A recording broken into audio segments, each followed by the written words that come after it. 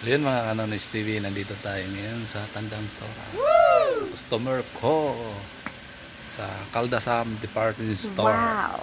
Yan.